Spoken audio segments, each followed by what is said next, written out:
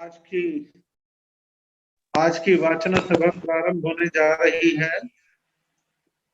सर्वप्रथम मैं निवेदन कर रहा हूं, उप प्रवर्तनी अध्यात्म योगिनी महासाध्वी रमेश कुमारी जी महाराज, उनकी शिष्याएं सामूहिक रूप से उपाध्याय को वंदन करके आज की ये वाचन सभा प्रारंभ होगी। अध्यात्म योगिनी उप प्रवर्तनी महासाध्वी रमेश कुमारी जी महाराज और उनकी समस्त साध्वियां वैरागन बहने उपाध्याय श्री जी को वंदन नमन कर रही हैं। आप प्रारंभ करें। देखो तो आयानिरं प्रयानिरं करिणी गंधामि नमस्सामि सत्कारेति सम्मानेमि कल्याणं मंगलं देव्यं देव्यं प्रजासामि वन्दामि। देखो तो आयानिरं प्रयानिरं करिणी वन्दामि नमस्सामि सत्कारेमि सम्मानेमि कल्याणं मंगलं देव्यं देव्यं प्रजासामि वन्दामि। आयानिरं प्रयानिरं करिणी वन्दामि नमस्सामि सत्कारेमि सम्मानेमि कल्याणं मंगलं देव्यं देव्यं प्रजासामि वन्दामि।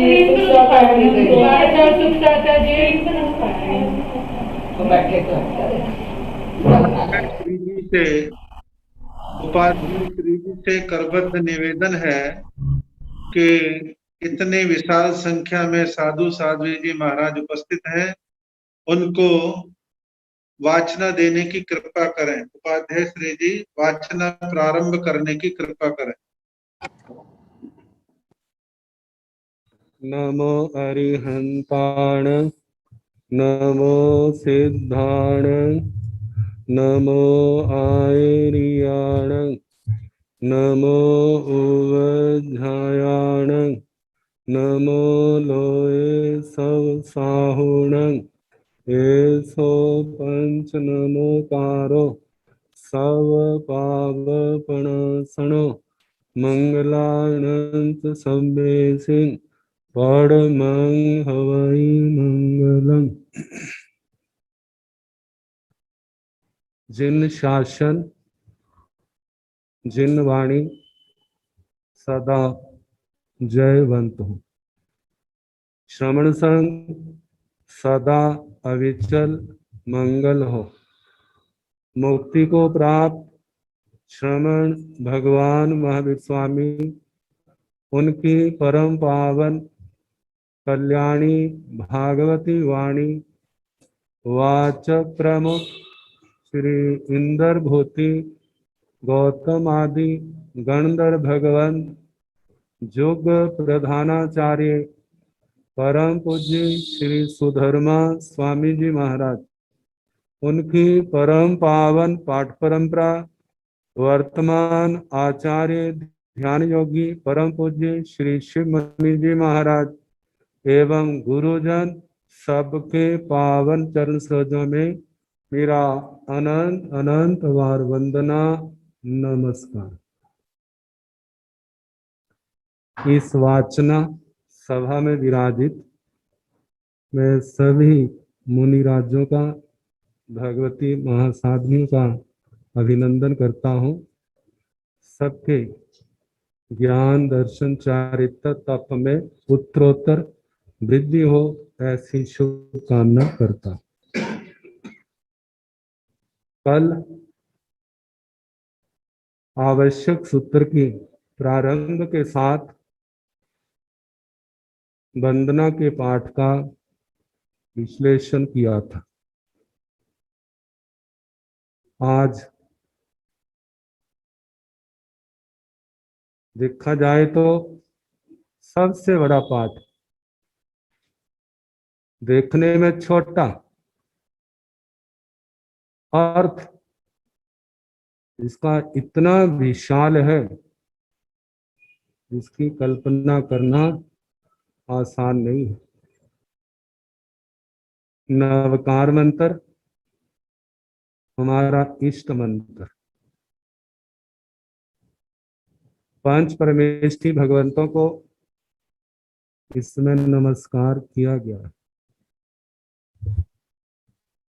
चूलिका के माध्यम से इस नमस्कार का प्रभाव बताया गया है। पहले संक्षेप में इनका शब्दों का अर्थ करूं। नमो, नमस्कार। एक नमस्कार हम मस्तक झुका करके करते हैं, एक नमस्कार जबान से बोल करके करते हैं, एक नमस्कार मन से किया जाता है। मन से किया नमस्कार उसका अपना महत्व है। वाणी से किया गया नमस्कार उसका अपना महत्व है, और शरीर से किया गया नमस्कार उसका अपना महत्व है। जहां शरीर से नमस्कार किया है, शरीर की सार्थकता है। जबान से नमस्कार किया है तो जबान की सार्थकता है। मन से नमस्कार किया है तो मन की सार्थकता है। इनका सदुपयोग है। जे सदुपयोग महानिर्जरा महापर्यवसान का कारण है। जिनको हम नमस्कार कर रहे हैं वे सामान्य आत्माएं नहीं है। अरिहंत भगवान जो तीर्थंकर भगवान है, चार घाती कर्मों को जिन्होंने नष्ट कर दिया है, सर्वज्ञ सर्वदर्शी है, अनंत आत्मिक शक्तियों के धनी है, जथा चारित्र के आराधक पालक जिनकी आत्मा के अंदर विराजमान है, सिद्ध भगवान जो आठों कर्मों के बंधनों से मुक्त हैं, आचार्य भगवंत जो अपने आचार के क्षेत्र में परिपूर्ण है, उपाध्याय जिनका क्षेत्र ज्ञान का है, साधु साधवियां जो ज्ञान दर्शन चारित्र तप की सम्यक साधना के द्वारा मोक्ष मार्ग की पर चलते हुए अपने लक्ष्य की ओर बढ़ रहे हैं, ऐसी पवित्र आत्मा को नमस्कार। आगमों के अंदर वर्णन आता है, जिनका नाम गोत्र सुनना भी अनंत फल देता है, ऐसी आत्माओं के दर्शन किए जाए, वंदना नमस्कार किया जाए, उनसे प्रश्नोत्तर किए जाए तो उसका कैसा परिणाम होगा, कितना फल होगा, जिसकी हम लोग कल्पना भी नहीं कर सकते। तो ये नमस्कार एक प्रकार से दूसरे को जिनके आगे नमस्कार किया जा रहा है उनको बड़ा मानना, सिर का ताज समझना, अपने आप को छोटा समझना और उनके प्रति समर्पण की भावना होना, इनकी ओर से हमें सेवा मिले, इनकी ओर से कोई संदेश हो, इनके ओर से कोई आदेश हो, वह मेरा सौभाग्य होगा। उसका पालन करने के लिए हर समय तत्पर रहना। ऐसी भावनाओं से जब नमस्कार किया जाता है तो ये शुरुआत है सारे कर्मों को खत्म करने की। आज शुरुआत हो गई है तो एक दिन ऐसा आएगा कि ये आत्मा सभी कर्मों के बंधन से मुक्त हो जाएगी। तो नमन, वंदना, नमस्कार इस पाठ के माध्यम से किया है। इसलिए इस मंत्र का नाम भी नवकार। नवकार शब्द से सामान्य अर्थ नौ का प्रतीक लिया जाता है, लेकिन प्राकृत भाषा की ओर की दृष्टि से विचार किया जाए तो नवकार का मतलब है नमस्कार। नम, नमना, झुकना। प्राकृत व्याकरण के अंदर चौथे अध्ययन में एक सूत्र आता है, रुद्र नमोर्व्य। रुद्र धातु के दकार को और नम के मकार को वकार आदेश हो जाता है। जब वकार आदेश होता है तो नम की जगह फिर नव बन जाता है, नवकार। तो अर्थ निकला नमस्कार। दूसरा शब्द है मंत्र। मंत्र आजकल लौकिक परिभाषाओं में कितने मंत्र ऐसे हैं जिनको अच्छे रूप से नहीं देखा जाता। ये परिस्थितियों के कारण से धारणाएं बदली, लेकिन हम व्याकरण की दृष्टि से देखें तो मंत्र शब्द जो बना है वह मनु धातु से बना है, जिसका अर्थ है अवबोधन। अवबोधन का अर्थ ज्ञान, दूसरे को समझाना, भटका हुआ है उसको सन्मार्ग पर लाना। और सर्व धातु स्ट्रन, जो उनादि प्रकरण का सूत्र है जिसके अंदर स्ट्रन प्रत्यय करके मंत्र शब्द की व्युत्पत्ति की है। मतलब ज्ञान, नमस्कार का ज्ञान, इस नवकार का विज्ञान। ये पांच पद ऐसे हैं जहां ज्ञान शुरू होगा वहां पर दर्शन आएगा, चारित्र आएगा, तप आएगा। देखा जाए तो इसके अंदर क्या नहीं है, सब कुछ है, लेकिन समझने की जरूरत है। तो पहला पद नमो अरिहंताण। नमो का अर्थ है नमस्कार हो, अरिहंताण अरिहंत भगवंतो। वैसे तो जिस पाठ जब भी गुरुओं के पास आते हैं सबसे पहले यही मंत्र तो सिखाया जाता है। इस मंत्र को हम याद करते हैं, गुरुजन अर्थ समझाते हैं। इस मंत्र के ऊपर कितने ग्रंथ लिखे हैं, कितने लेख लिखे हैं, कितनों ने इनके प्रति अपनी भावनाएं प्रकट की हैं, जिनका कोई आर पार नहीं है।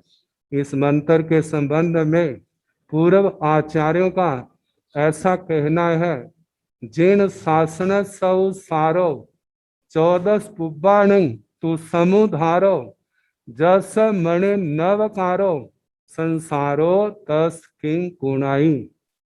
जिन शासन सौ सारो, जे नवकार मंत्र जिन शासन का सार है। 14 पुब्बाण तु समुधारो, 14 पूर्वों से जिसका समुद्धार हुआ है। जस मणि नवकारो, जिसके मन में जो नवकार है। संसारो तस किंग कुणाई, संसार उसका क्या करेगा, संसार कुछ भी नहीं कर सकता।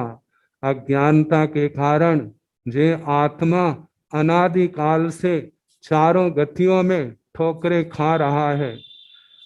नरकों में तो ठोकरें मिलती हैं जो सारे जानते हैं, त्रियंच गति में भी ठोकरें मिलती हैं जो किसी से अपरिचित नहीं है।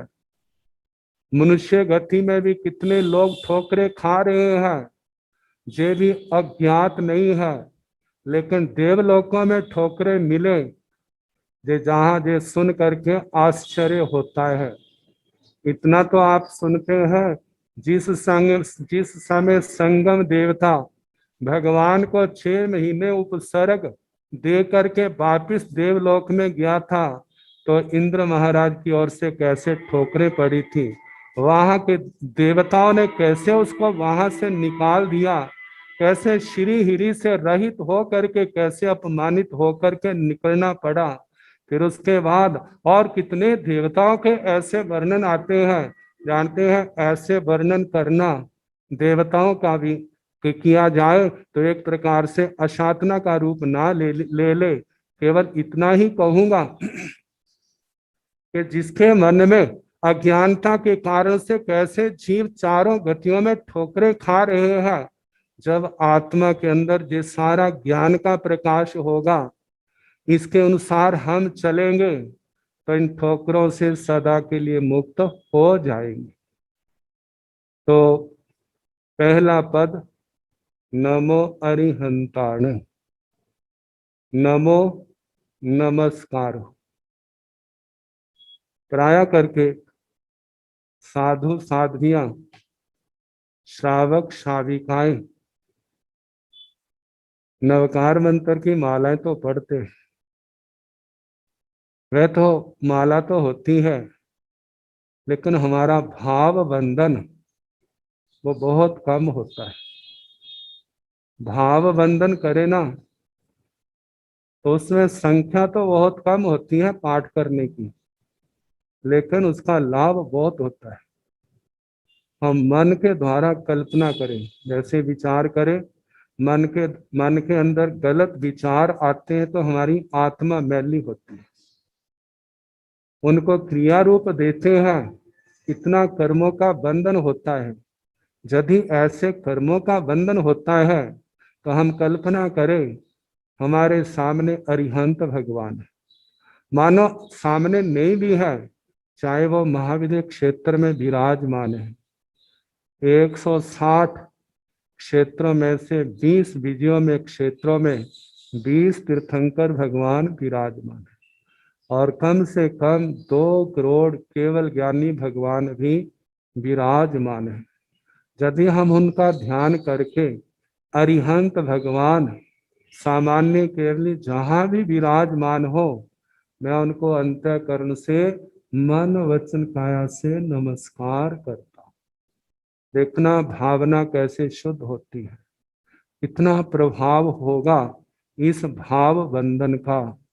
हो सकता है माला पढ़ने से इतना लाभ ना हो जितना केवल ध्यान करने, ध्यान में श्रद्धा भक्ति के साथ जब भगवान को वंदन किया जाएगा तो कितने कर्मों के बंधन टूटेंगे।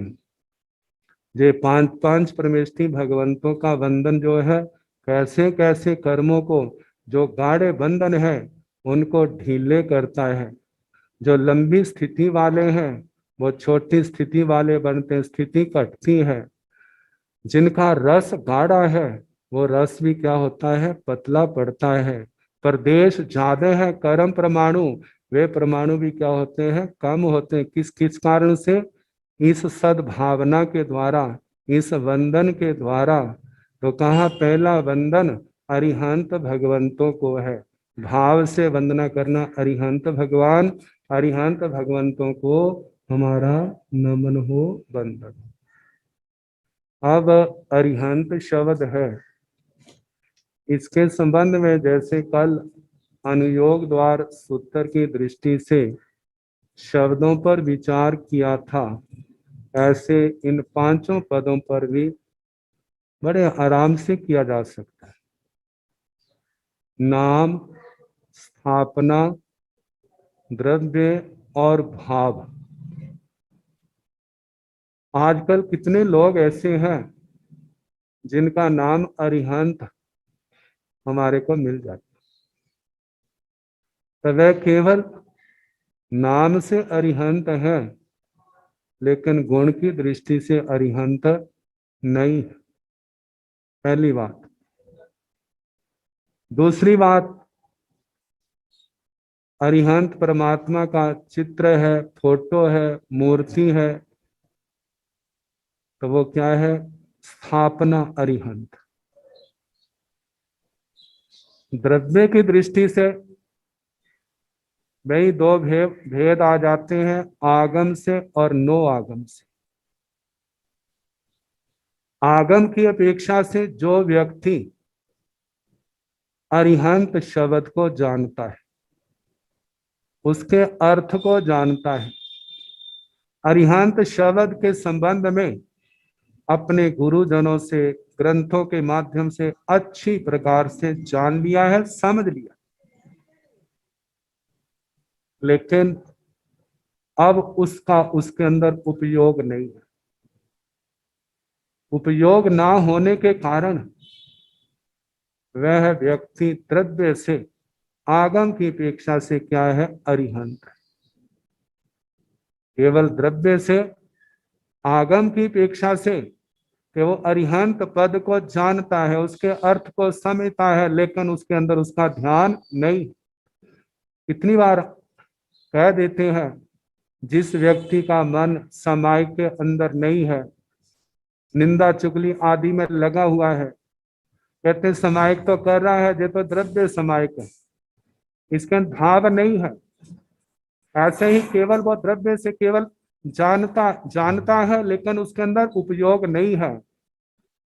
शास्त्रों में आता है अणुव ओगो दब्बम, जिसके अंदर उपयोग नहीं, वह केवल द्रव्य मात्र रह जाता है, उसके अंदर सार नहीं होता। ये तो आगम की दृष्टि से द्रव्य है। नो आगम की अपेक्षा से जहां पर वही तीन भेद किए जाते हैं, ज्ञ शरीर, भव्य शरीर, ज्ञ शरीर, भव्य शरीर व्यतिरिक्त, इन दोनों से अलग। ज्ञ शरीर में जैसे अरिहंत भगवान का शरीर है, अरिहंत भगवान सिद्ध गति को प्राप्त हो गए, एक तो ये है। दूसरा, जिस व्यक्ति ने अरिहंत पद को जाना, उस शब्द को जाना, अर्थ को जाना, लेकिन वह शरीर छोड़ चुका है, वह शरीर क्या है, नो आगम की अपेक्षा से ज्ञ शरीर द्रव्य अरिहंत। दूसरा, जिसने जन्म तो लिया है लेकिन अभी जाना नहीं, आने वाले समय में जानेगा, ऐसे व्यक्ति को भव्य शरीर द्रव्य अरिहंत कहते हैं। कारण क्या, जहां पर वही घड़ों के दृष्टांत, मधु का, घृत का, एक में था और एक में डाला जाएगा, दोनों आगे। और तीसरा है, इनसे व्यतिरिक्त अरिहंत बनना है आत्मा ने, लेकिन अभी बने नहीं। जब तक नहीं बने वह द्रव्य अरिहंत है।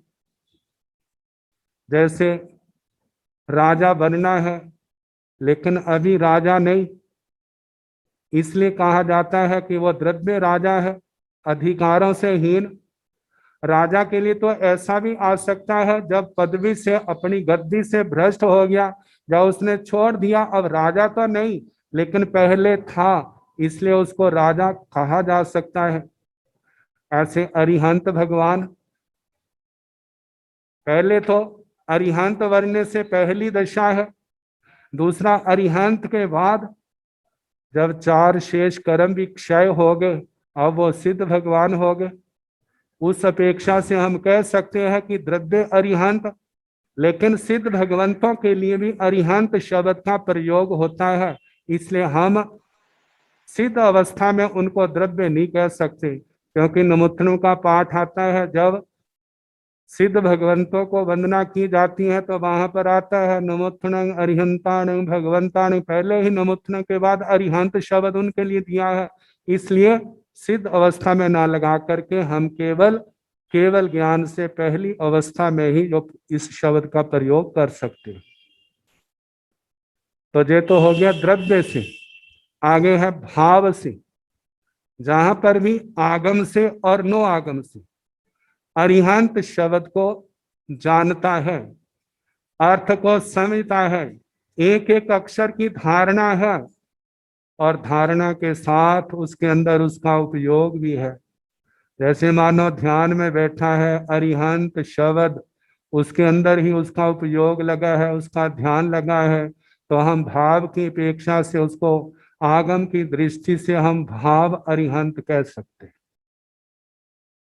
और दूसरी बात, नो आगम की अपेक्षा से जहां पर भाव अरिहंत कौन, जिन्होंने पूर्व जन्म से तीर्थंकर भगवान की अपेक्षा से इस जन्म से पूर्व का जन्म, चाहे वो वैमानिक देवलोकों का है, चाहे वो पहली 3 नरकों का है, और उससे पहले का जन्म, चाहे वो श्रावक थे, चाहे वो राजा श्रेणी की तरह अविरति श्रावक थे, व्रती श्रावक थे, या साधु के रूप में थे, उस समय 20 कारण या 20 में से किन्हीं की भी आराधना करके उत्कृष्ट रस आया, तीर्थंकर गोत्र कर्म बांधा, और बांधने के बाद कोई वैमानिक देवलोकों में गए, कोई पूर्व तीर्थंकर गोत्र नाम कर्म बंधने से पहले नरक आयु का बंद होने के कारण से पहली 3 नरकों में कहीं गए, और वहां से आए, माता के गर्भ में 14 स्वप्न माता ने देखे, आने वाले समय में जन्म हुआ, पालन पोषण हुआ, शिक्षा दीक्षा तो क्या, वो 3 ज्ञान के धारक पूर्व जन्म से ही है, इस जन्म में भी 3 ज्ञान के धारक हैं। समय आने पर जैन भागवती दीक्षा ली, दीक्षा लेने के बाद शतमस्त काल, दीक्षा लेते ही 3 ज्ञान के साथ मन प्रेम ज्ञान भी प्रकट हो गया। जब घोर साधना के द्वारा घाती कर्म 8वें गुण स्थान में आए, क्षपक श्रेणी का आरोहण किया, 9वें गुण स्थान में आए, 10वें में आए, जैसे मोहनी कर्म समाप्त हुआ, 10वें से 12वें गुण स्थान में आ गए। 12वें गुण स्थान के अंतिम समय में ज्ञानावर्णीय दर्शनावर्णीय अंतराय कर्म की प्रकृतियां समूल नष्ट होने के साथ ही आत्मा 13वें गुण स्थान में आ गई, और वहां पर केवल ज्ञान, केवल दर्शन का सूर्य क्या हो गया, प्रकट हो। तीर्थंकर गोत्र कर्म का उदय आ गया। प्राय करके प्रत्येक तीर्थंकर भगवान की पहली ही देशना में धर्म तीर्थ की स्थापना हो जाती है, लेकिन भगवान महावीर स्वामी की पहली धर्म देशना में धर्म तीर्थ की स्थापना नहीं हुई थी, जिसको आश्चर्यकारी घटना के रूप में देखा गया है। तो जैसे तीर्थ की स्थापना हुई, वो क्या बन गए, भाव अरिहंत। ऐसे भाव अरिहंत भगवान जिनको हम वंदन करते हैं, 4 गणघाती कर्म क्षय हो गए। सर्वज्ञ सर्वदर्शी भगवान, जथा क्या चारित्र जिनकी आत्मा के अंदर है, अनंत समाधि है, अंतराय कर्म क्षय होने के कारण आत्मा में अनंत बल वीर्य प्रकट हो गया। जब तक 4 जे कर्म शेष हैं, तब तक अरिहंत भगवान देह दशा में, ऐसे अरिहंत परमात्मा तीर्थंकर भगवान अनादि काल में, अनादि काल से अनंता अनंत तीर्थंकर भगवान हो चुके। सामान्य केवली भी अनंता अनंत हो चुके। वर्तमान में 20 तीर्थंकर भगवान है, और उनके साथ 2 करोड़ केवल ज्ञानी है। जब हम कहते हैं नमो अरिहंताण, इन सब अरिहंत भगवंतों को हमारी वंदना हो, हमारा नमस्कार।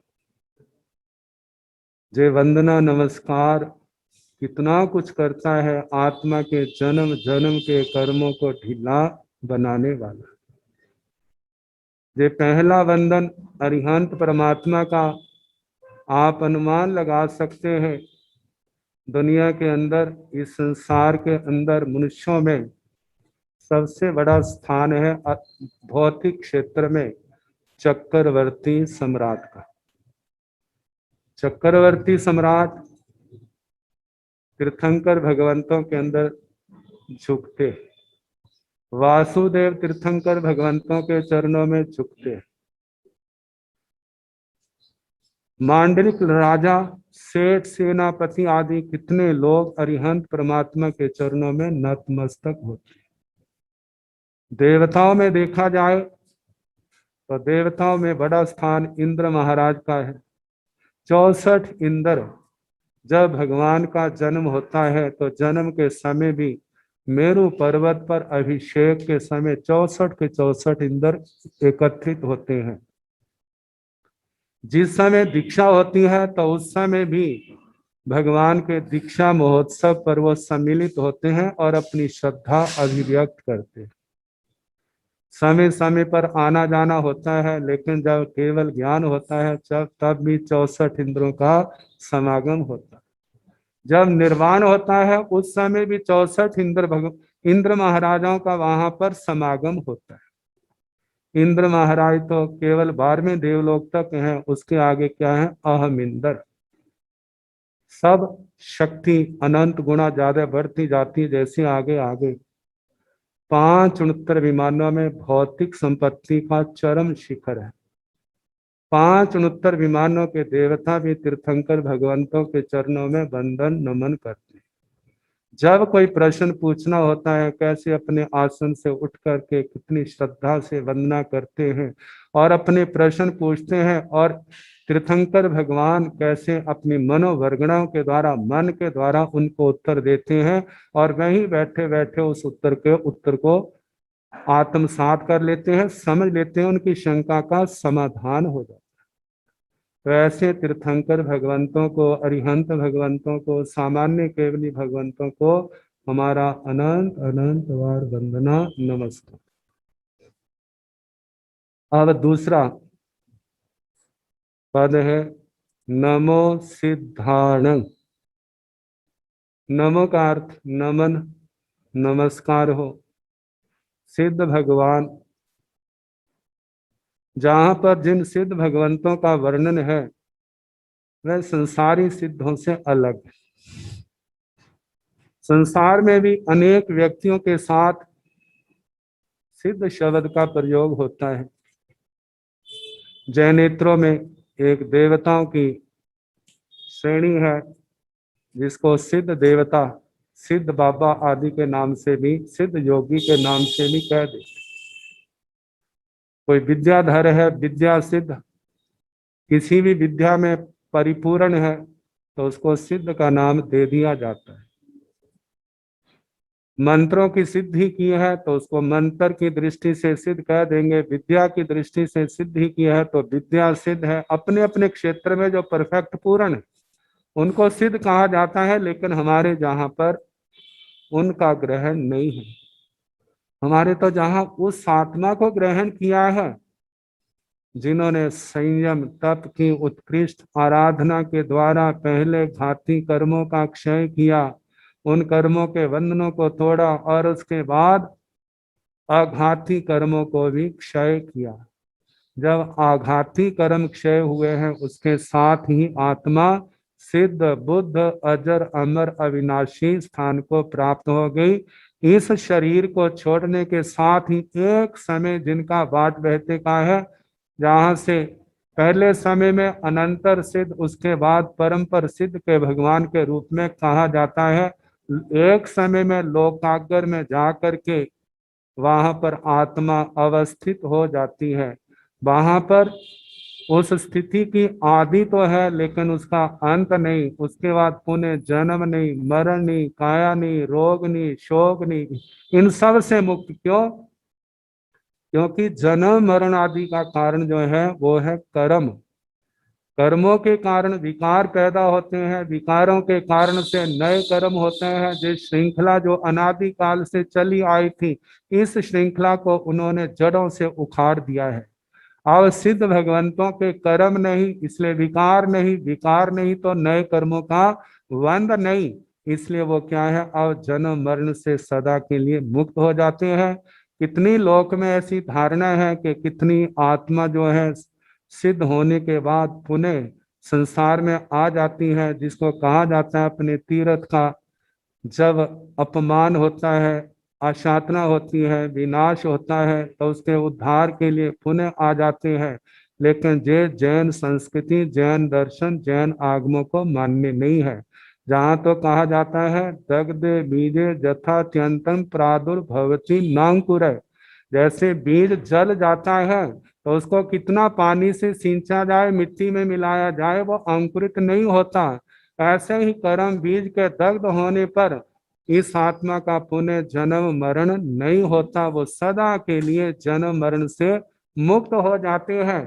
कितने जहाँ कह देते हैं जहां पर एक स्थान पर बैठा बैठा कोई बोर हो जाता है तो क्या सिद्ध स्थान में आत्मा बोर नहीं होती? कहते वहां पर नहीं होती, वहां तो सदा अनंत समाधि में है। क्योंकि बोरिंग का कारण है जो आत्मा परेशान होता है, दिमाग पर बोझ बढ़ता है, जो असाता वेदनी के कारण है, मोनी कर्म का कारण है। लेकिन उन आत्माओं के अंदर ऐसा कोई भी दोष नहीं है, जिनके संबंध में कहा जाता है सिद्ध परमात्मा का सुख उसकी कोई तुलना नहीं, उसकी कोई उपमा नहीं।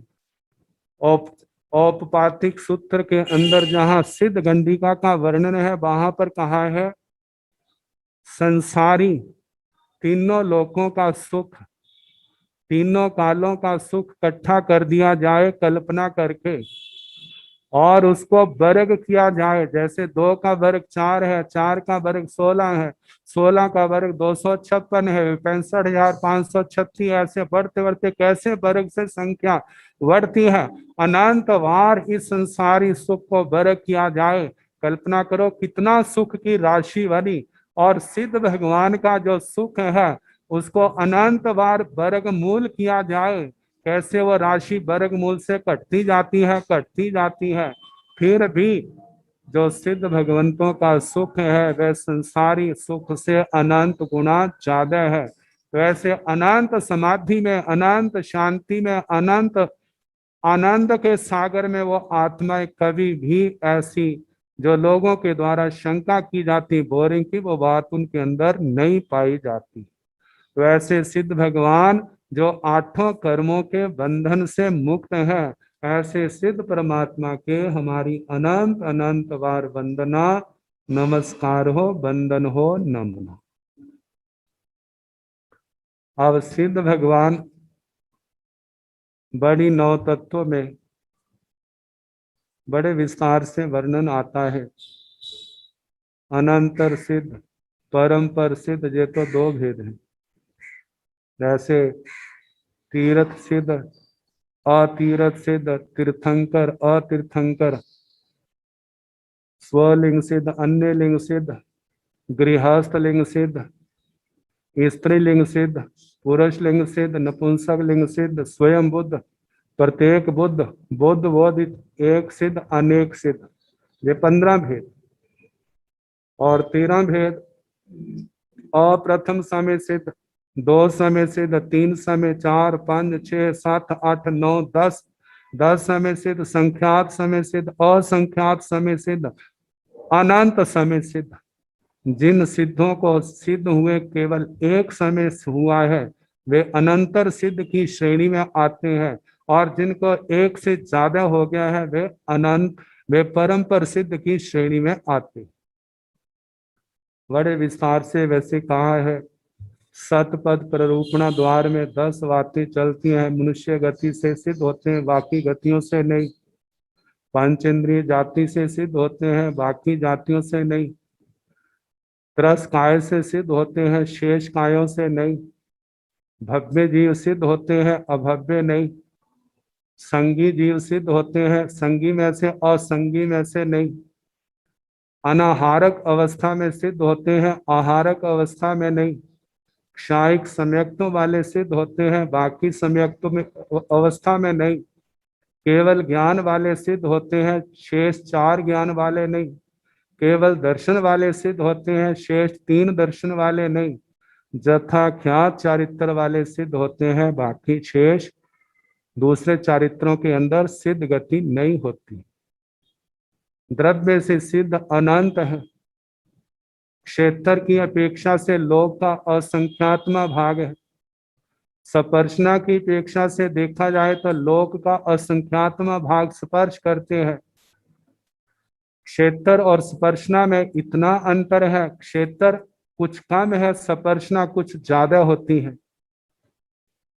भाग की दृष्टि से देखा जाए, वनस्पति काय को छोड़ करके 23 दंडकों से सिद्ध भगवान अनंत गुना ज्यादा है। और वनस्पति की अपेक्षा से देखा जाए तो सिद्ध भगवान अनंत गुना न्यून है। काल की अपेक्षा से देखा जाए तो सिद्ध भगवान समुच्चय से अनादि अनंत है, लेकिन एक एक की अपेक्षा से देखा जाए उनकी आदि है, लेकिन उनका अंत नहीं है। भाव की अपेक्षा से सिद्ध भगवंतों में 2 भाव पाए जाते हैं, क्षायिक भाव और पारिणामिक भाव। केवल ज्ञान केवल दर्शन का अंतर नहीं पाया जाता, जो सदा लब्धियां बनी रहती है। अल्प बहुत्व द्वार में कम से यदि स्त्रीलिंग में सिद्ध हो तो 10, नपुंसक लिंग में सिद्ध हो तो 10, स्त्रीलिंग में सिद्ध हो तो 20 और पुरुष लिंग में सिद्ध हो तो 108। 1 से लेकर के 32 तक की संख्या में सिद्ध हो तो लगातार 8 समय सिद्ध हो सकते हैं। उसके बाद सिद्ध होने में विरह पड़ेगा कम से कम 1 समय, ज्यादा से ज्यादा 6 मास का। 33 से 48 तक की संख्या में सिद्ध हो तो लगातार 7 समय तक सिद्ध हो सकते हैं। उसके बाद जरूर विरह पड़े कम से कम 1 समय का, ज्यादा से ज्यादा 6 मास का। 49 से 60 तक की संख्या में सिद्ध हो तो 6 समय, 61 से 72 तक 5 समय, 73 से 84 तक 4 समय, 85 से 96 तक 3 समय, 97 से 102 तक 2 समय और 103 से 108 की संख्या में सिद्ध हो तो 1 समय। उसके बाद जरूर अंतर पड़ेगा, अंतर पड़े कम से कम 1 समय और ज्यादा से ज्यादा 6 मास का। तो इस प्रकार जे सिद्ध भगवान जो 8 कर्मों के बंधन से मुक्त हैं, उनके पावन चरण सरोजों में हमारा अनंत अनंत बार वंदना, नमस्कार। आगे नमो आयर्यन, आचार्य भगवंतों को नमस्कार। आचार्य भगवंत साधु जीवन में, आचार्य भगवंत के अंदर जहां ज्ञान, दर्शन, चारित्र, तप, ये सब उत्कर्ष को प्राप्त है। ज्ञान की कमी नहीं, चारित्र की कमी नहीं, लेकिन ये जो शब्द है ये आचार की प्रधानता बता रहा है। 5 प्रकार का आचार, ज्ञानाचार, दर्शनाचार, चारित्राचार, तप आचार, वीर्य आचार, इन 5 प्रकार के आचार का पालन करते हैं और संघ में इसी आचार को पालन करने की प्रेरणा देते हैं। संघ के ऊपर पूर्ण दृष्टि रखते हैं, किस साधक का कैसी साधना चल रही है, उनको सहयोग देना। कहीं पर भूल हो जाए तो उनका शुद्धिकरण करना, कैसा दोष लगाया, किन परिस्थितियों में लगाया, भावों को देखते हुए, द्रव्य क्षेत्र काल को देखते हुए प्रायश्चित के द्वारा उनका शुद्धिकरण करना। ऐसे संघ की साधना, ज्ञान दर्शन चारित्र तप की साधना निरंतर सुचारू रूप से अच्छे ढंग से चले, ये आचार्य भगवान इन सब बातों का ध्यान रखते हैं। ऐसे संघ के शास्त्रा जो आचार्य भगवंत हैं, उनको हमारा नमन हो, वंदना हो, नमस्कार। इस भारत क्षेत्र के अंदर कितने संघ हैं? ये तो 5 भरत हैं, 5 एरावत हैं।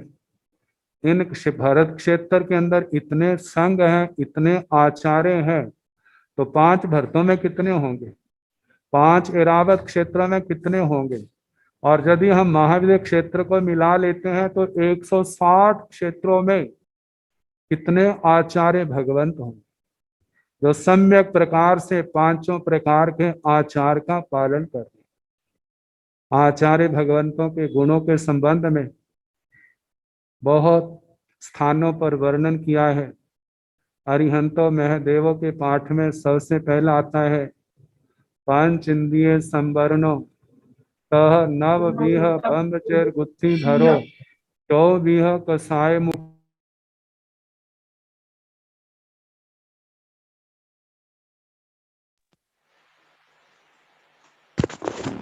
गुरुदेव अनम्यूट हो गया।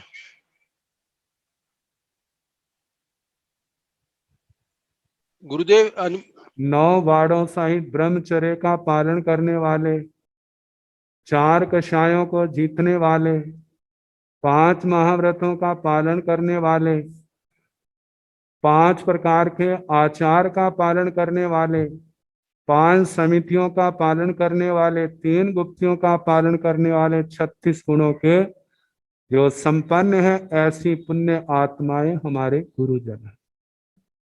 यदि हम गहराई से देखे तो ये 36 गुण तो हर साधक के अंदर संभव है, लेकिन हर साधक आचार्य के स्थान पर नहीं होता। जहां पर 36 गुणों के साथ परिपक्वता है, परिपक्वता के साथ कितना अनुभव है, ये सारी बातें आचार्य भगवंतों के अंदर पाई जाती। और इसके साथ दशा श्रुत स्कंद की चौथी दशा गणि संपदा का वर्णन आता है।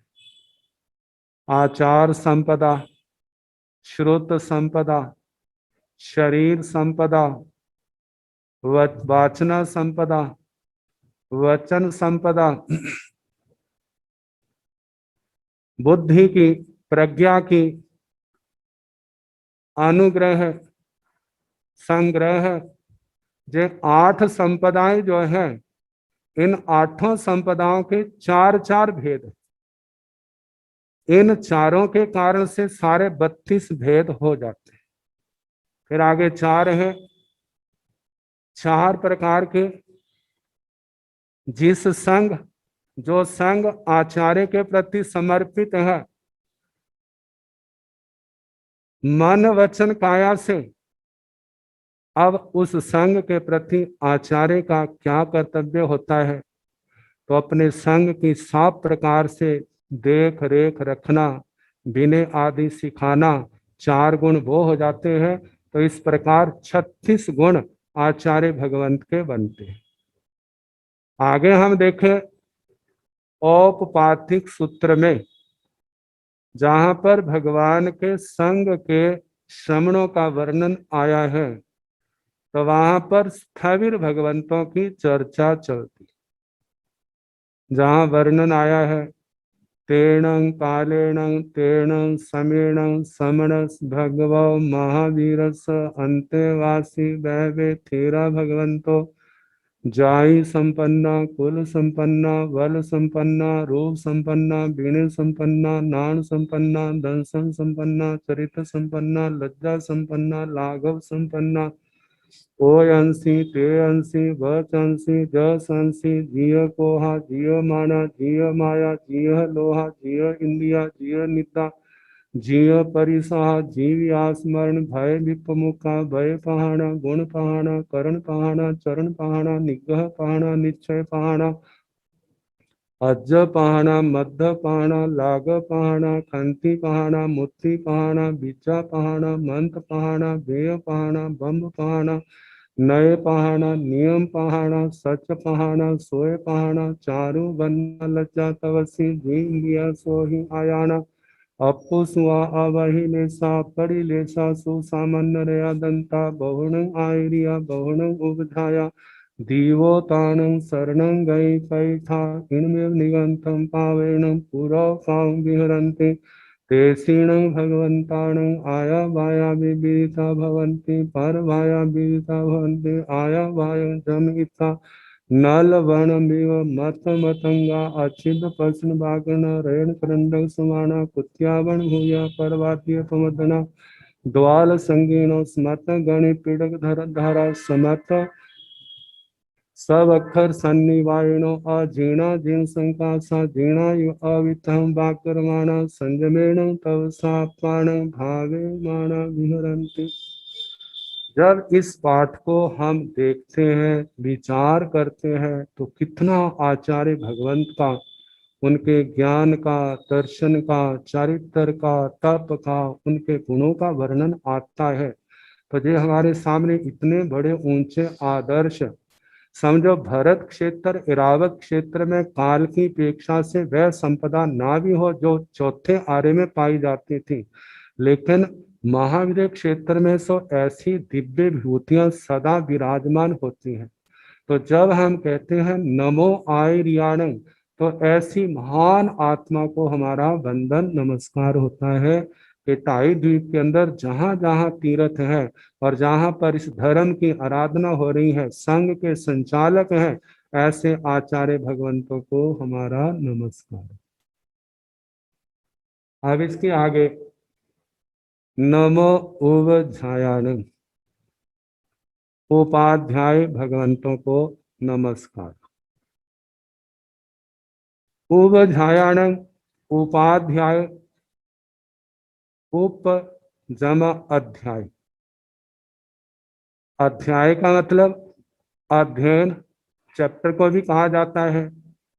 उप का अर्थ है समीप, जिनके पास बैठ करके आगम वाणी का अध्ययन किया जाता है, तत्वों का ज्ञान सीखा जाता है, उन साधकों को उपाध्याय के नाम से कहा जाता है। ऐसे उपाध्याय जहां भी विराजमान है उनको वंदन नमन, जैसे आखिर में पाठ के माध्यम से मैंने बताया था औपातिक सूत्र के पाठ से, तो उस पाठ में जहां पर आचार्यों का वर्णन है वहां पर उपाध्यायों का भी वर्णन आता है। जैसे बहुणंग आयरियाणंग, बहुणंग उवधायाणंग, दीवोताणंग, शरणंग गए पैठादि शब्द आए थे। ऐसे ही साधना के क्षेत्र में संयम तो आचार्य भी पालन कर रहे हैं, उपाध्याय भी पालन कर रहे हैं, साधु साधियां भी पालन कर रहे हैं।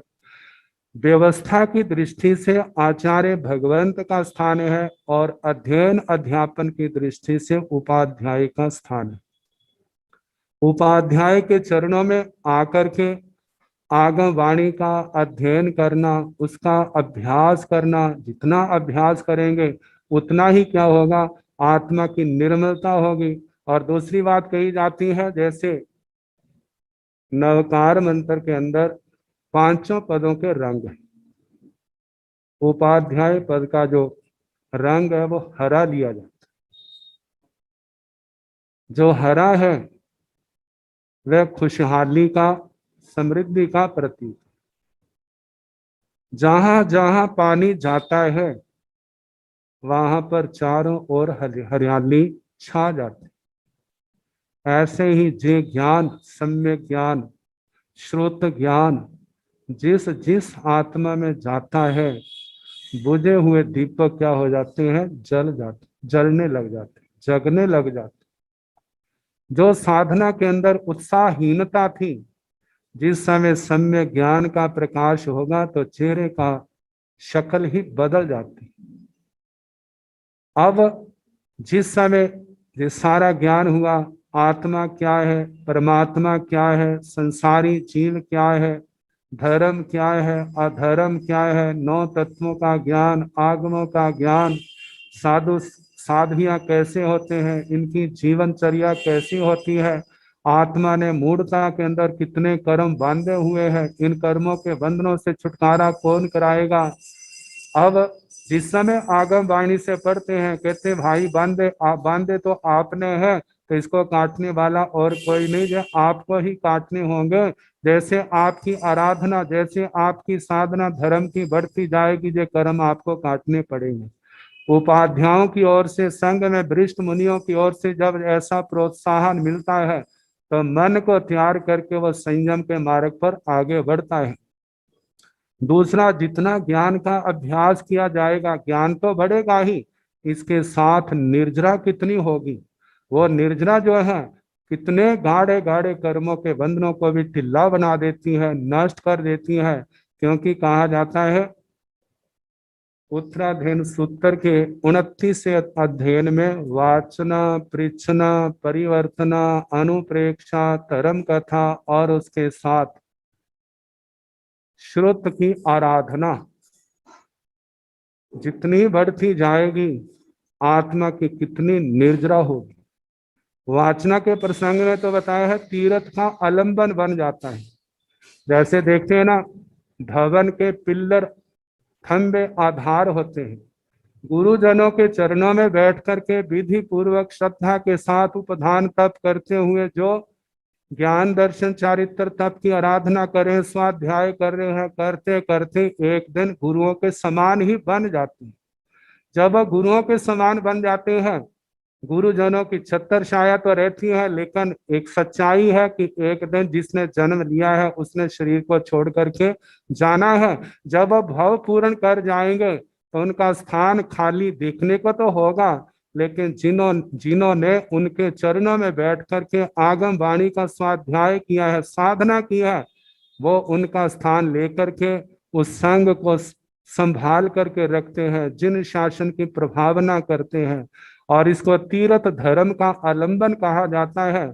और ऐसा करता हुआ साधक महानिर्जरा महापर्यवसान करता है।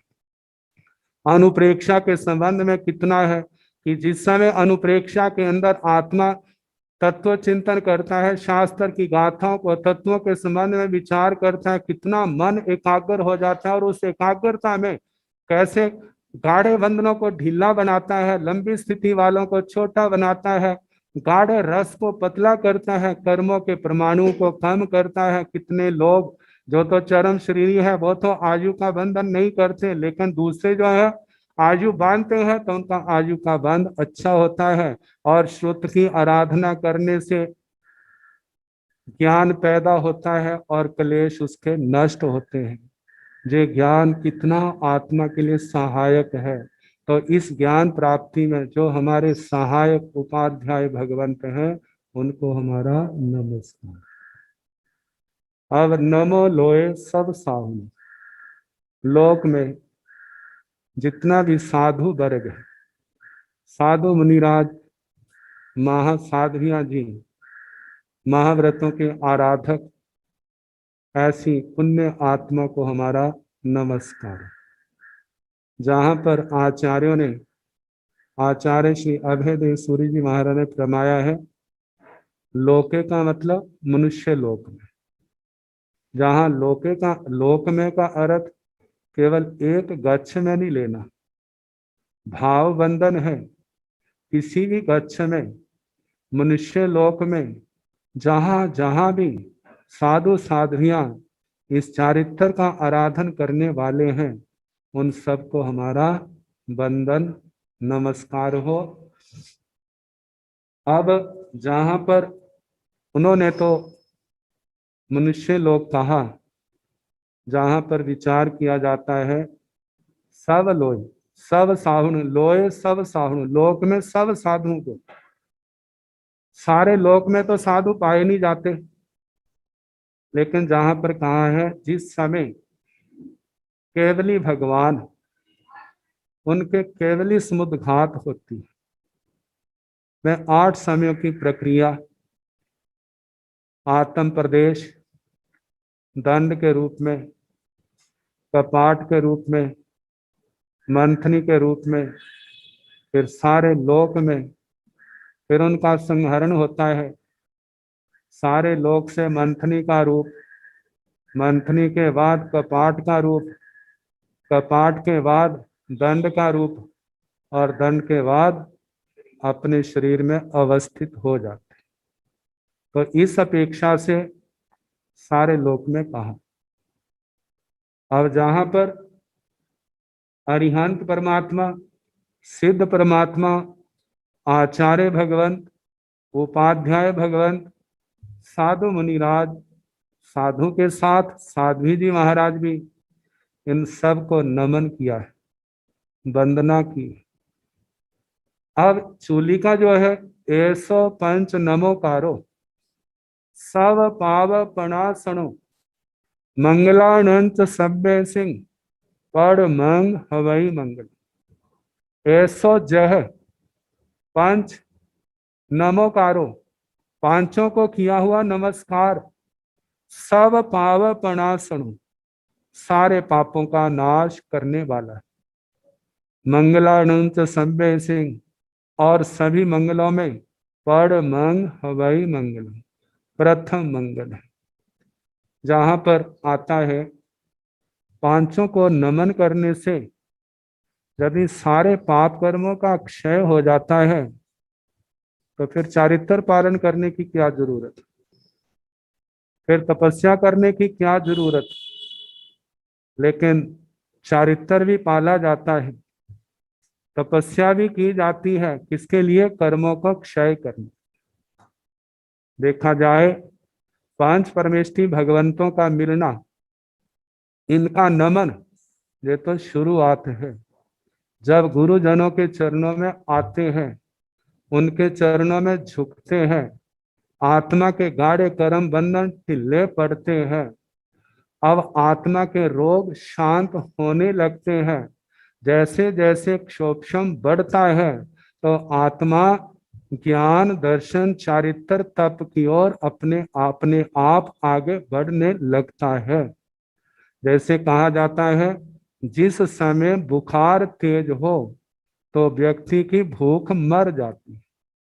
परिवार वाले कहते हैं खाना ले लो, मैं नाक मुंह सिकोड़ के कहता मुझे भूख नहीं है। अरे आप दूध पी लो, फिर उसका वही उत्तर, मेरे को भूख नहीं है। आप फलाहार ले लो, आप खिचड़ी ले लो, आप दलिया ले लो, हर ओर से ना ही ना होती। जब खाता भी है तो बिना मन के खाता है, लेकिन जब उसका बुखार उतरने लगता है और उसके लक्षण क्या है, उसको भूख प्रारंभ हो जाएगी। अब किसी को कहने की जरूरत नहीं पड़ती, बेटा आप भोजन कर ले, आप भोजन कर लो, दूध पी लो, खिचड़ी खा लो, दलिया खा लो। और वो तो स्वयं कहता है मेरे को दूध दो, मेरे को खाना दो, मेरे को दलिया दो, मेरे को खिचड़ी दो, क्योंकि अब उसकी रुचि पैदा होगी। ऐसे ही जब आत्मा के अंदर क्षोभम बढ़ता है, जिसकी शुरुआत इस वंदना से हुई है, जैसे जैसे क्षोभम बढ़ता जाएगा उसके परिणाम चारित्र के अंदर आ जाएंगे।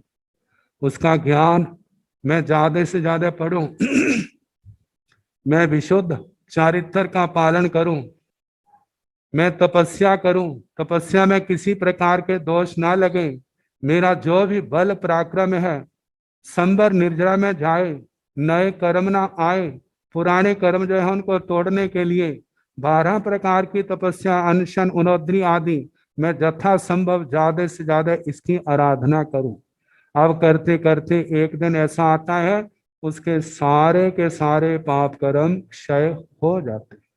और शुरुआत देखा जाए तो कहाँ से शुरू होती है, इस नमस्कार से ही होती है। आप कितनी बार सुनते हैं, पढ़ते हैं, जिस समय राजा परदेसी अपने भाई चित्त सारथी के साथ आचार्य श्री केशी शर्मा जी महाराज के चरणों में पहुंचे थे, जब बिना वंदना किए उन्होंने प्रश्न शुरू किए तो आचार्य जी ने कहा कि आप मेरे से प्रश्न पूछ रहे हैं, लेकिन जैसे बिना कर के आपके राज्य में व्यापार करने वाला वो व्यक्ति चोर है, इसी प्रकार आप भी क्या है, उसी चोर के समान।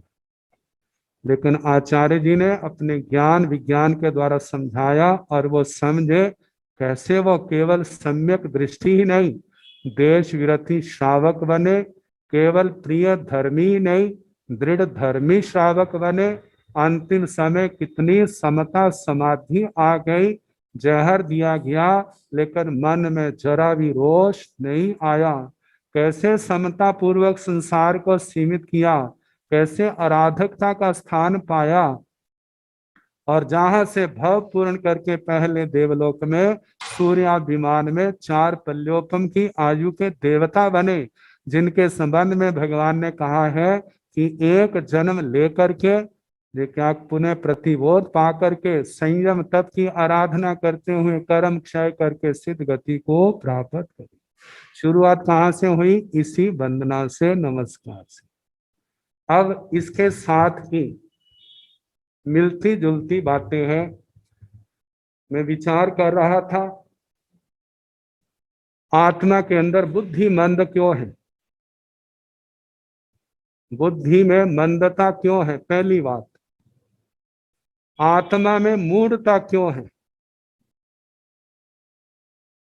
चारित्र में ढीलापन क्यों है, तपस्या में उत्साह क्यों नहीं?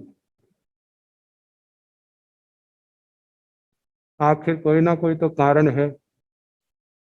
एक और सिद्ध परमात्मा, एक और हमारी आत्मा, परदेशों की अपेक्षा से कितना अंतर है। सिद्ध भगवान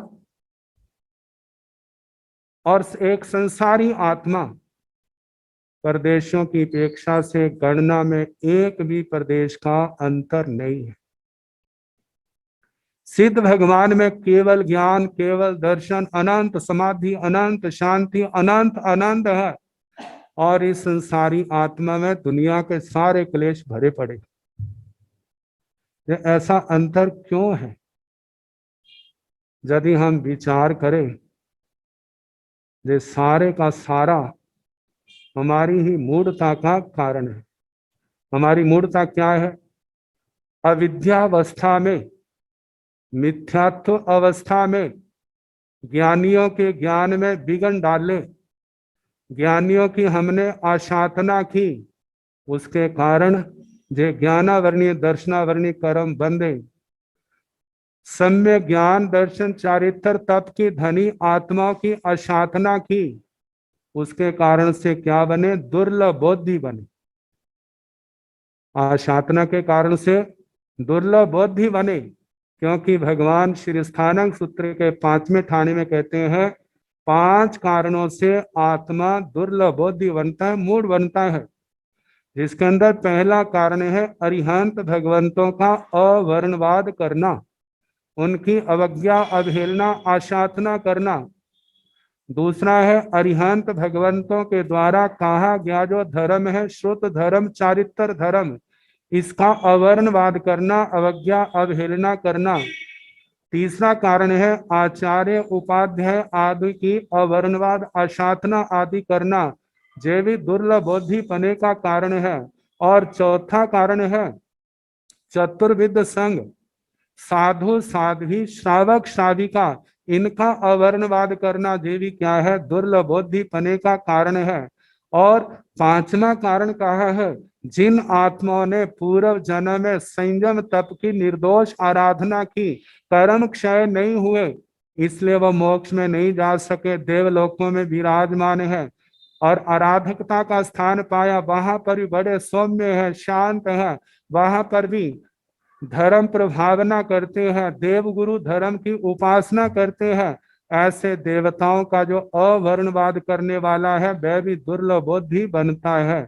जब 5 का दुर्लभ की अवर्णवाद करने से दुर्लभ बुद्धि बना, जिसके कारण से जब दुर्लभ बुद्धि बना है, कितना समझाओ उसको लगेगी नहीं।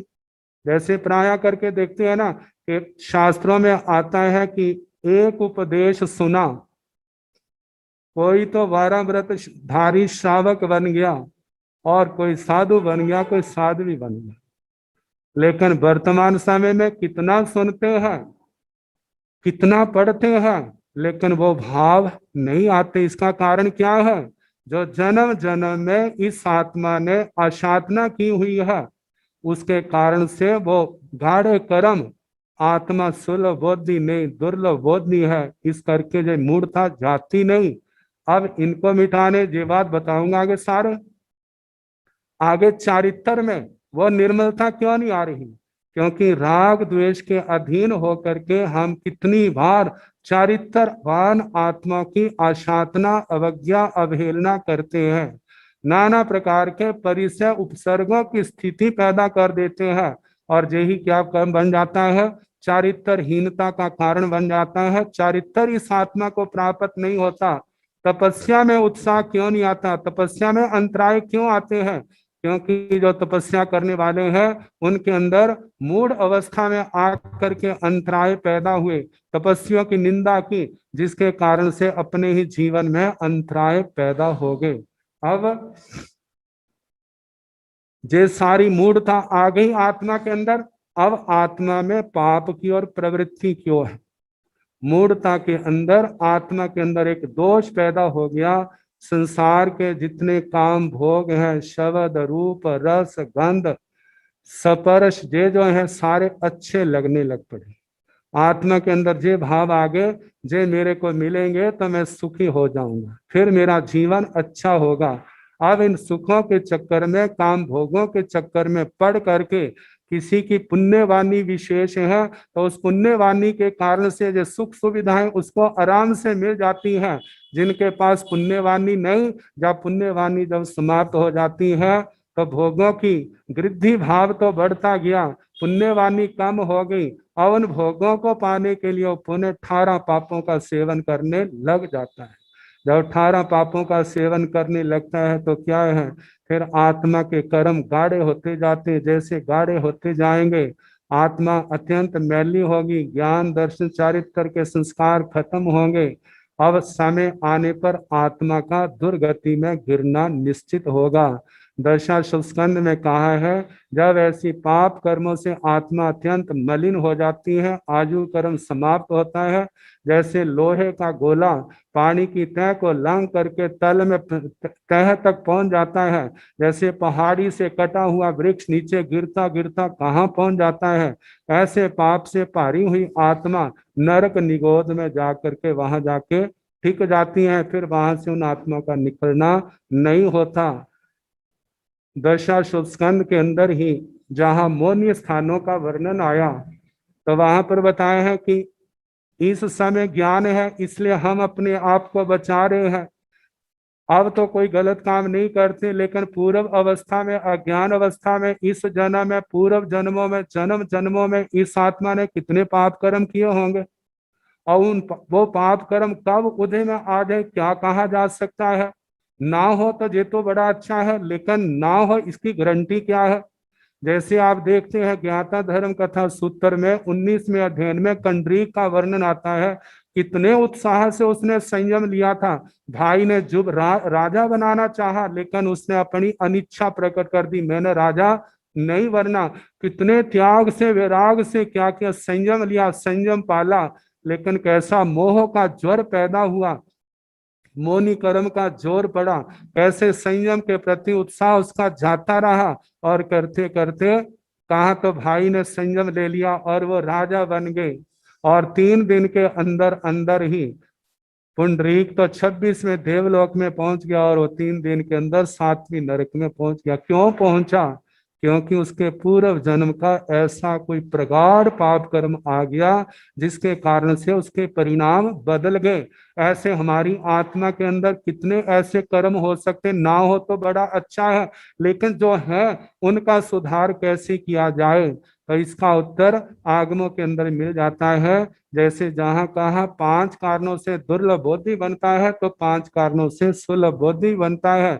अरिहंत भगवंतों का गुणगान करना, अरिहंत भगवंतों के द्वारा कहा गया जो धर्म है उसका गुणगान करना, आचार्य उपाध्याय आदि है उनका गुणगान करना, चतुर्विध संघ का गुणगान करना, और जो देवता पूर्व जन्म में संयम तप की आराधना करके देवता बने हैं उनकी संयम पर्याय का गुणगान करना। देखो कितनी पुण्य आत्माएं हैं, कितना विशुद्ध संयम पाला, इस समय देवलोक में है, वहां पर भी कैसी उनकी सात्विक भावनाएं हैं। कोई 1 जन्म लेके 2 जन्म लेकर के कहाँ जाएंगे, मनुष्य जन्म लेकर के प्रतिबोध पा करके संयम तप की निर्दोष आराधना करके सिद्ध गति को पाने के अधिकारी बन जाए। तो इस प्रकार 5 परमेष्ठी भगवंतों को जब हम भाव से वंदना करेंगे, गुणगान करेंगे, जितनी जहां पर 5 ज्ञान है, 5 चारित्र हैं, सब प्रकार की सम्यक्त्व है, सब प्रकार सा तप करने वाले साधक हैं, जब हम 5 पदों को नमस्कार करेंगे तो सारी की सारी विनय क्या आ जाएंगी, इसके अंदर आ जाएंगी, जिसके अंदर सारा आचार शास्त्र, ज्ञान विनय, दर्शन विनय, चारित्र विनय, मन विनय, वचन विनय, काय विनय, लोकोपचार विनय। और ये विनय भाव जो है आत्मा को सुलभ बुद्धि बनाने वाला है, आत्मा के कर्मों को काटने वाला है, निर्मल करने वाला है, और एक दिन आत्मा को आराधक भाव देने वाला है। और उसी आराधक भाव से ये आत्मा 8 कर्मों को काट करके केवल ज्ञान केवल दर्शन पाकर सिद्ध गति को पाने का अधिकारी बन गए। तो समय हो चुका है, अब कल जैसे अवसर होगा इसके संबंध में आगे पाठ आएगा, उसके संबंध में सुनाने का प्रयास किया जाएगा। इन्हीं शब्दों के साथ कल मैंने प्राकृत व्याकरण के संबंध में कुछ बातें कही थी। पहला सूत्र अथ प्राकृतम है, जिसमें बताया था जे अक्षर प्राकृत भाषा में नहीं होते,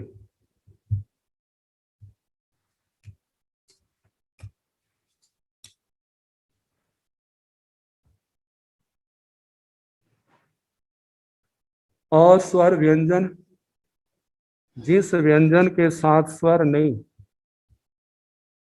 वह अंत में उसका या तो लोप हो जाता है या उसको अनुस्वार हो जाता है। जैसे सम्यक शब्द है, सम्यक में सम्मंग बनता है, क का अनुसार हो गया, सम्यक है य का लोप हो गया और म का द्वित्व हो गया, सम्मंग शब्द बन गया। साक्षात शब्द है, त का लोप कर लो, अनुस्वार कर दिया, क्ष को ख कर दिया, संयुक्त अक्षर होने के कारण आदि दीर्घ आकार को ह्रस्व हो गया। क्ष में क्ष के स्थान पर ख हुआ है और इसके साथ में आधा क हो गया है प्राकृत नियमों के अनुसार, तो शब्द बन जाता है सक्षम। तो इस प्रकार अंतिम जो है अस्वर व्यंजन, उसका लोप या अनुस्वार के रूप में बन जाता है, द्विवचन का प्रयोग नहीं होता और चतुर्थी विभक्ति का जो बहुवचन है वह भी नहीं होता। दूसरा सूत्र बहुलम। प्राकृत भाषा में जितने भी नियम हैं वो एकांत नहीं है, पत्थर की लकीर है, जैसा कह दिया ऐसा ही। बहुलों का मतलब ये जो नियम बनाए हैं ये प्राय करके चलते हैं और कहीं कहीं पर इनसे विपरीत रूप भी दिखाई दे जाते हैं, तो वहां पर दोष नहीं देना, ये शब्द गलत है। जैसा पूर्व ऋषियों ने प्रयोग किया है, विद्वानों ने प्रयोग किया है, जो शब्द प्रचलित है उसी के अनुसार उनको ठीक समझना। और ये दूसरा सूत्र, अब इसके आगे फिर जैसे होगा थोड़ा थोड़ा करके जैसा भी होगा समय के अनुसार समझाते जाएंगे। तो इन्हीं शब्दों के साथ सबको सबका अभिनंदन। जितने भी दीक्षा में वृद्ध, आचार्य भगवंत, उपाध्याय भगवंत, प्रवर्तक आदि वरिष्ठ मुनिराज हैं, सबको मेरी वंदना। सुख साता की परीक्षा, सभी साधवियों को सुख साता, सबके ज्ञान ध्यान में निर्मलता बढ़े, आराधकता भाव की ओर बढ़ते जाए, इन्हीं शुभकामनाओं के साथ ओम शांति।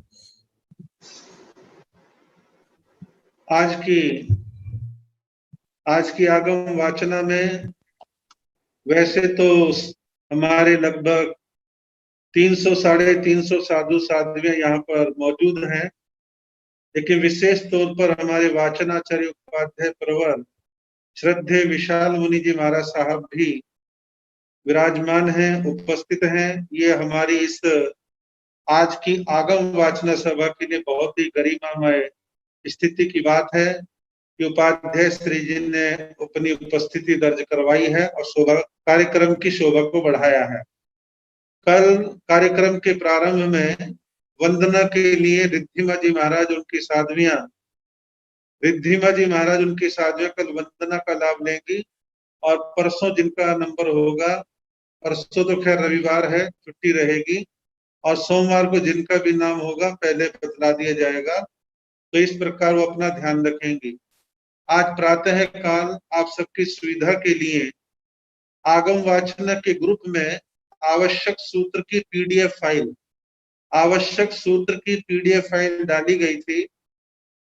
वैसे तो आपके पास आवश्यक सूत्र होगा, किसी वजह से नहीं हो तो ब्यावर से प्रकाशित युवाचार्य श्री मिश्रीमल जी महाराज साहब जो मधुकर हुए हैं, उनके संपादन के द्वारा जो आगम प्रकाशित हुए थे उस आवश्यक सूत्र की पीडीएफ फाइल डाली थी। तो आप पीडीएफ फाइल का लाभ ले सकते हैं, आगे पीछे पढ़ सकते हैं, और जो जो प्रसंग आपको उपाध्याय श्री जी बतला रहे हैं उनको आप आगम के माध्यम से भी पढ़ सकते हैं। आज की हमारी आगम वाचना की क्लास में एक हमारी बहन उपस्थित है जिनका नाम है डॉक्टर प्रीति जैन। डॉक्टर प्रीति जैन, आपको परिचय दे दूं, डॉक्टर प्रीति जैन हमारे बहुत ही जैन जगत के विद्वान व्यक्ति हुए हैं, डॉक्टर सागर मलजी जैन। डॉक्टर सागर मलजी जैन जिन्होंने वर्षों तक पार्श्वनाथ शोध संस्थान वाराणसी का डायरेक्टर का पद संभाला, सैकड़ों विद्यार्थियों को जैन धर्म में शोध का काम करवाया, बहुत ही ऊंची श्रेणी के अनेकों ग्रंथों का प्रकाशन और संपादन का काम उन्होंने किया, और बाद में वहां से सेवानिवृत्त होने के पश्चात मध्य प्रदेश के शाजापुर शहर में प्राच्य विद्यापीठ की उन्होंने स्थापना करवाई, जहां से आज भी स्थानकवासी समाज, श्वेतांबर मंदिर मार्गी समाज के अनेक साधु साध्वी और अनेकों गृहस्थी लोग वहां पर जैन धर्म के बारे में शोध का काम करते हैं, पीएचडी करते हैं, डॉक्टरेट का काम करते हैं, अनेक विषयों का गहन अध्ययन करते हैं। तो इस परिवार की जैन शासन के लिए बड़ी देन है। हमारे डॉक्टर प्रीति जैन ये स्वयं जो है प्राकृत भाषा की अच्छी विदुषी हैं और आगम इनका प्रिय विषय है। तो कल मेरे से इन्होंने कहा कि महाराज साहब क्या मैं भी उसमें आ सकती हूँ? मैंने कहा क्यों नहीं, आपके तो परिवार की पृष्ठभूमि इसी प्रकार की है और आप स्वयं पढ़ेंगी तो आप तो सैकड़ों को पढ़ाएंगी, और आपका ये रुचि का विषय है, तो इस प्रकार और भी बहुत सारे काम करती हैं और कई प्रकार की डिग्रियां हासिल करती हैं। तो मेरी तो कामना है कि ये तो क्लास खूब सारा ज्ञान शासन की इसी प्रकार शासन प्रभावना करती रहे, ऐसी हमारी मंगल मनीषा है। और आज की ये सभा हमारी समाप्त होती है, आगम सभा, आगम वाचना, और कल की क्लास और रहेगी, और फिर रविवार को अवकाश रहेगा, सोमवार को फिर मिलेंगे। तो कल की वाचना के लिए आप सब समय पर तैयार होकर के उपस्थित हो जाएंगे। अंत में मैं निवेदन कर रहा हूं उपाध्याय प्रवर श्रद्धेय श्री जितेंद्र मुनि जी महाराज साहब से सभी को मंगल पाठ प्रदान करने की कृपा करें।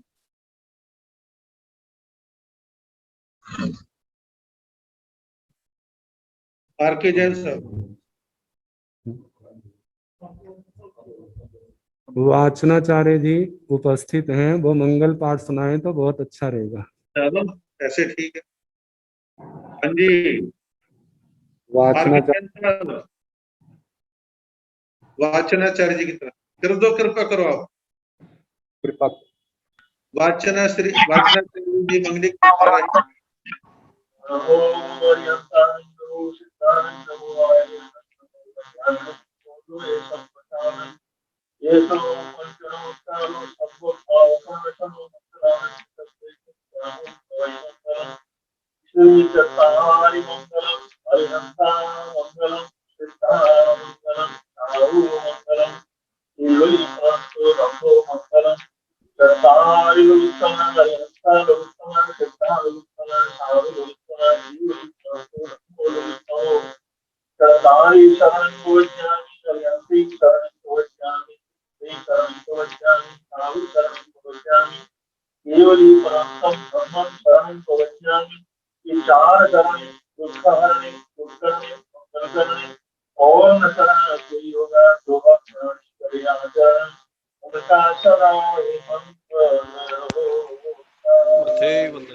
मथे वंदन।